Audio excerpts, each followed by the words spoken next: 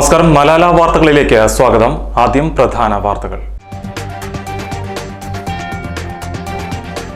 ആനശല്യം തടയുന്നതിന് വനം വകുപ്പ് സ്ഥാപിച്ച ഫെൻസിംഗ് തകർത്ത നിലമ്പൂർ ടൗണിനോട് ചേർന്ന് വീണ്ടും കാട്ടാനയെത്തി. ആശുപത്രികുന്ന ഡിവിഷനിലാണ് കാട്ടാനയെത്തി നാശനഷ്ടം വരുത്തിയത്.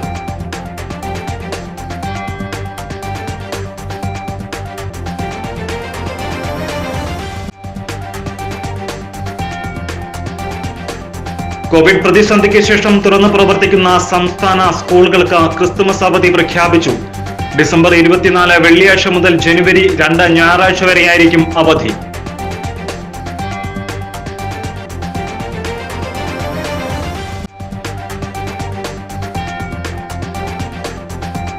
സംസ്ഥാനത്ത് ഈ മാസം 21 മുതൽ അനിശ്ചിതകാല ബസ് സമരമെന്ന സ്വകാര്യ ബസ് ഉടമകൾ. സർക്കാർ നൽകിയ ഉറപ്പ് പാലിക്കാത്തതിൽ പ്രതിഷേധിച്ചാണ് സമരം.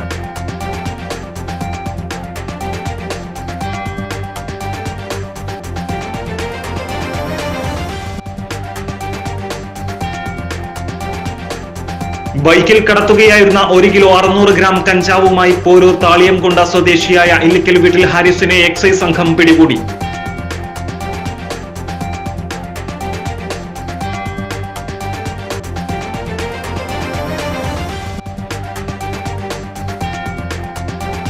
മുണ്ടേരി ഫാമിൽ 129 സ്ഥിരം തൊഴിലാളികളുടെ ഒഴിവ് നികത്തുന്നതിന് നടപടി സ്വീകരിക്കണമെന്ന് government farm workers union CITO Malappuram ജില്ലാ കമ്മിറ്റി ആവശ്യപ്പെട്ടു.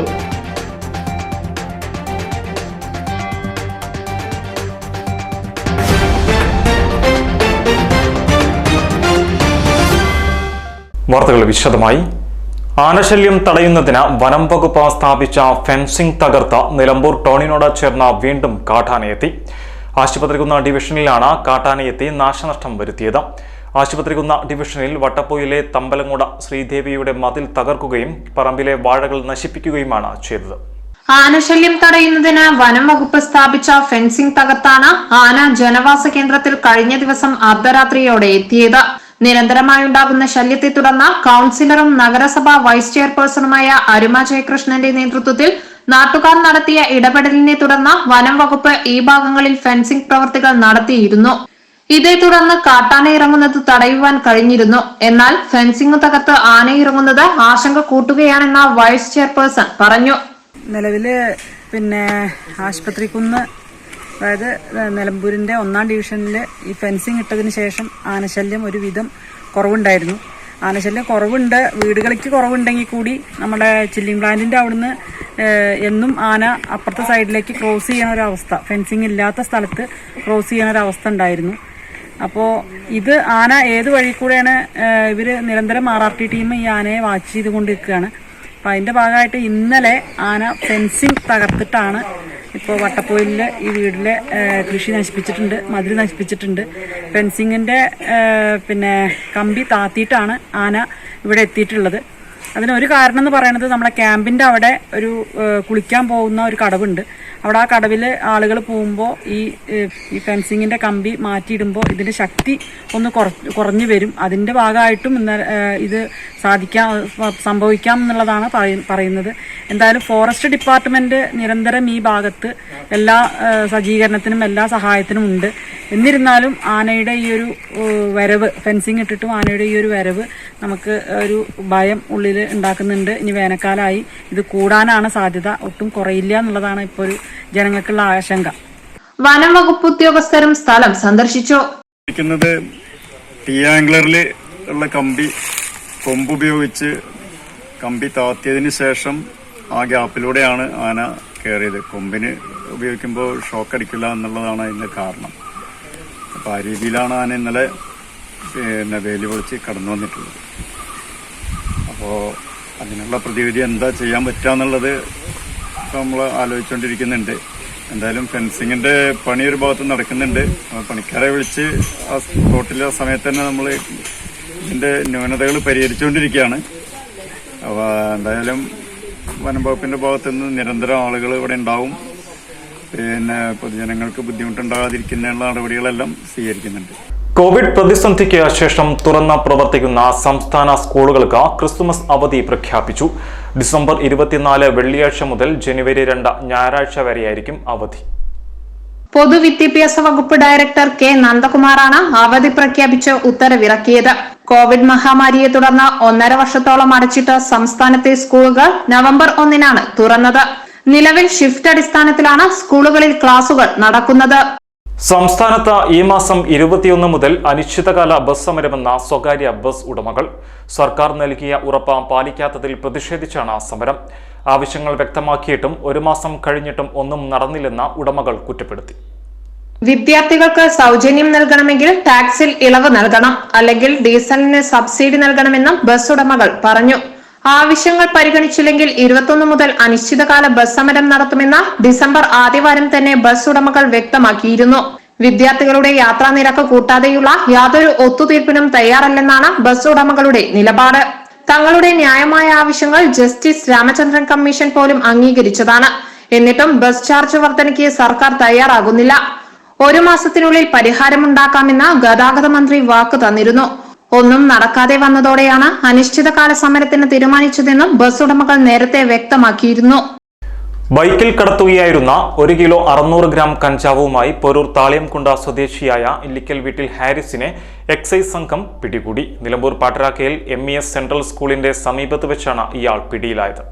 എക്സൈസ് കമ്മീഷണറുടെ ഉത്തരമേഖലാ സ്ക്വാഡ് അംഗങ്ങളായ excise inspector Muhammad Shefeeq, assistant excise inspector T Shijuman, civil excise ഓഫീസർമാരായ അരുൺകുമാർ KS, അഖിൽദാസ് എന്നിവരുടെ സഹായത്തോടെ നിലമ്പൂർ എക്സൈസ് റേഞ്ച് ഓഫീസിലെ എക്സൈസ് ഇൻസ്പെക്ടർ MO വിനോദും preventive officer Ramachandran, civil excise ഓഫീസർമാരായ Shamna CT, Vishnu, Jayanandan ET, driver Rajeev എന്നിവരടങ്ങിയ സംഘമാണ് ഇയാളെ പിടികൂടിയത്. ഇയാൾക്കെതിരെ കഞ്ചാവ് കടത്തിയതിന് തമിഴ്നാട്ടിലും കേസുണ്ട്.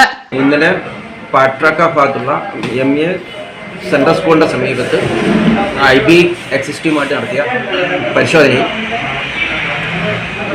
1.6 കിലോഗ്രാം കഞ്ചാവുമായി ഓരൂർ സ്വദേശി സുലൈമാൻ മകൻ ഹാരിസിനെ അറസ്റ്റ് ചെയ്തിട്ടുണ്ട്. പ്രതിയുടെ ബാക്ക്ഗ്രൗണ്ട് പരിശോധിച്ച് നിരവധി NDPS കേസിലെ പ്രതിയാണ്. ഈ ഓഫീസിൽ തന്നെ മേജർ NDPS കേസ് നിലവിലുണ്ട്. പ്രതിയെ ദിവസം നിലമ്പൂർ ജയിലിന് മുൻപാകെ ഹാജരാക്കും. പ്രതിയെപ്പറ്റി കൂടുതൽ അന്വേഷിച്ചു.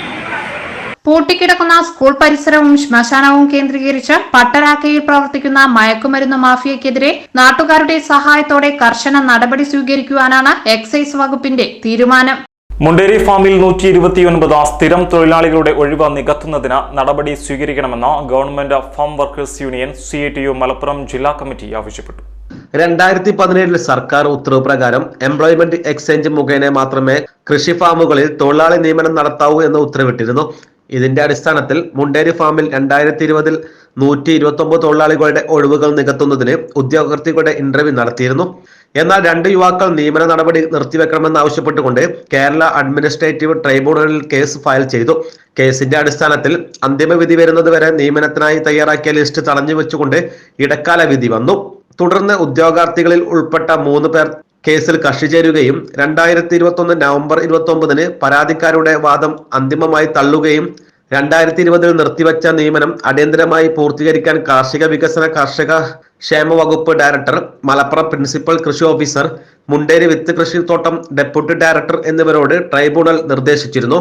അന്തിമവിധിയുണ്ടായ സാഹചര്യത്തിൽ ഗവൺമെന്റ് പ്ലീഡർ മുഖേന വിധിപ്പകർപ്പ് ലഭ്യമാക്കി നിയമന നടപടി പൂർത്തിയാക്കി അവശേഷിക്കുന്ന ഉദ്യോഗാർത്ഥികളുടെ ലിസ്റ്റ് എംപ്ലോയ്മെന്റ് എക്സ്ചേഞ്ചിലേക്ക് തിരിച്ചയക്കാൻ നടപടി ഉണ്ടാകണമെന്ന് ഫാം വർക്കേഴ്സ് യൂണിയൻ ആവശ്യപ്പെട്ടു. യോഗത്തിൽ ജില്ലാ secretary CA Velayudhan, president PK Bhaskaran, treasurer E Sukesh എന്നിവർ പ്രസംഗിച്ചു. CPIM എടക്കര ഏരിയ കമ്മിറ്റിയുടെ നേതൃത്വത്തിൽ വഴിക്കടവിൽ നടന്ന പ്രതിരോധ കൂട്ടായ്മ സംഘടിപ്പിച്ചു. DYFI സംസ്ഥാന ട്രഷറർ SK സജീഷ് ഉദ്ഘാടനം ചെയ്തു. ഇന്ന് കേരളത്തിൽ 2 കൂട്ടർ അസ്വസ്ഥരാണ്. 2 കൂട്ടർ മാത്രമല്ല, ആ കൂട്ടത്തിൽ ഒരുപാട് പേരുണ്ട് കേരളത്തിൽ. അതിന് കാരണം ലീഗെല്ലാം കരുതിയത് 5 വർഷം കൂടുമ്പോൾ അധികാരമാറ്റം ഉണ്ടാകും കേരളത്തിലെന്നാണ്. അതാണ് കേരളത്തിന്റെ ഒരു പതിവ് രീതി. ആ പതിവ് രീതി മാറിക്കൊണ്ട് ഇടതുപക്ഷത്തിന്റെ ഒരു തുടർ ഭരണം കേരളത്തിലുണ്ടായിരിക്കുന്നു. ഇത് പ്രതിരോധകാരികളെ വലിയ തോതിലൊന്നുമല്ല അസ്വസ്ഥപ്പെടുത്തിയത്. അതിൽ നിരാശ പൂണ്ട കേരളത്തിലെ ഏറ്റവും വലിയ രാഷ്ട്രീയ പ്രസ്ഥാനമാണ് മുസ്ലിം ലീഗ്. മറ്റൊന്ന് BJP ആണ്. BJPക്ക് അധികാരം കിട്ടുമെന്നുള്ള പ്രതീക്ഷ കൊണ്ടല്ല, അവർക്കുണ്ടായിരുന്ന ഒരു സീറ്റെങ്കിലും നിലനിർത്താം എന്നവർ കരുതിയിരുന്നു. ഒരു സീറ്റ് പോലും നൽകാതെ ഇത് മതനിരപേക്ഷ കേരളമാണ് എന്ന് സ്ഥാപിച്ചുകൊണ്ട്, ഭൂരിപക്ഷം വർദ്ധിപ്പിച്ചുകൊണ്ട്, രണ്ടാം പിണറായി സർക്കാരിനെ തിരഞ്ഞെടുത്തുകൊണ്ട് കേരളത്തിലെ ജനത ഈ വർഗീയവാദികൾക്ക് മറുപടി നൽകുകയായിരുന്നു എന്ന് നമുക്കറിയാം. ഏരിയ സെക്രട്ടറി ടി രവീന്ദ്രൻ അധ്യക്ഷനായി.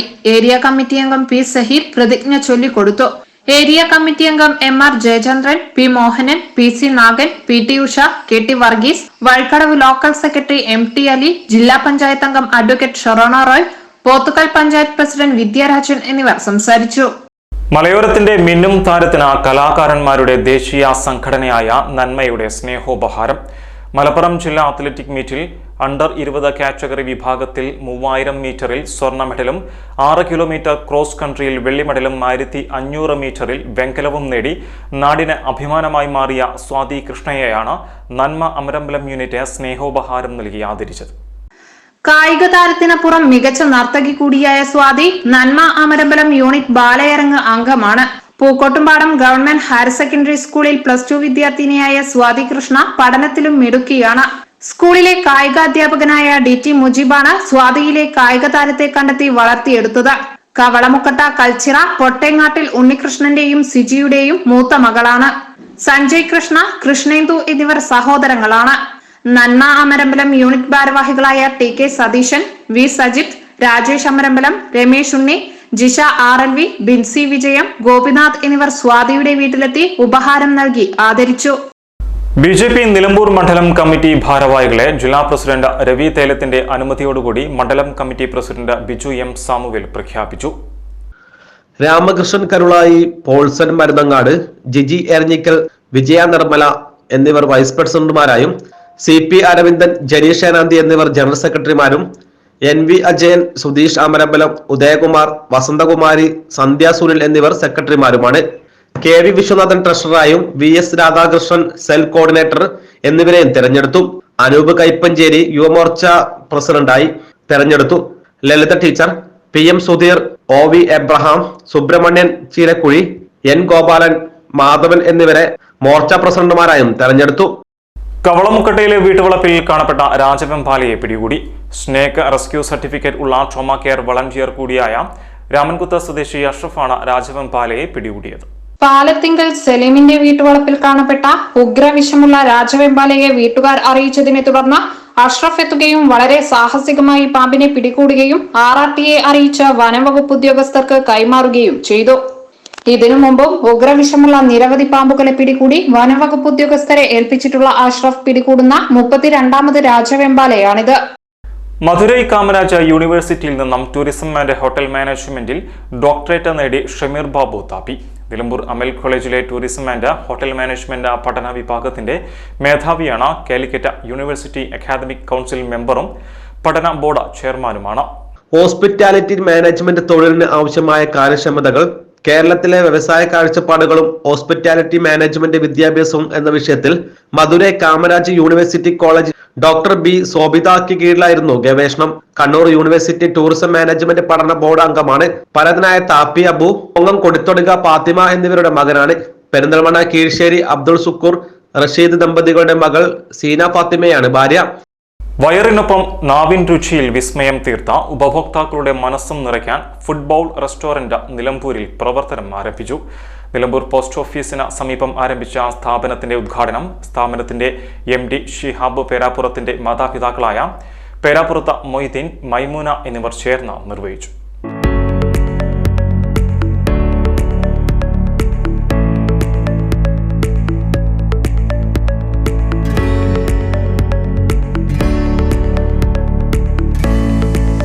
Fried chicken, shawarma, sandwich, Arabian kebab, burger, ഗോട്ടില റാപ്പ്, ജ്യൂസുകൾ തുടങ്ങിയ രുചികരമായ വിഭവങ്ങളുടെ പുത്തൻ അനുഭവവുമായാണ് ഫുട്ബോൾ റെസ്റ്റോറന്റ് പ്രവർത്തനം ആരംഭിച്ചിരിക്കുന്നത്. ഫ്രീ ഹോം ഡെലിവറിയും ഒരുക്കിയിട്ടുണ്ട്. ഉദ്ഘാടന ചടങ്ങിൽ നഗരസഭാ കൌൺസിലർ റഹ്മത്തുള്ള ചുള്ളിയിൽ, കേരള വ്യാപാരി വ്യവസായി ഏകോപന സമിതി Nilambur unit president Vinod P Menon, treasurer Tomy Chencheri, M Mansoor, Kallayi Rasheeda, M Mujeeba, Shabeer Ali Madala തുടങ്ങിയവർ സംബന്ധിച്ചു. നമ്മളെ നിലമ്പൂർ അങ്ങാടിയിൽ ഫുട്ബോൾ റെസ്റ്റോറൻറ്റ് സ്ഥാപനം നമ്മളെ സുഹൃത്തും നമ്മളെ നിലമ്പൂരിൻ്റെ അഭിമാന ഷിയാബ് തുടങ്ങിയിട്ടുണ്ട്.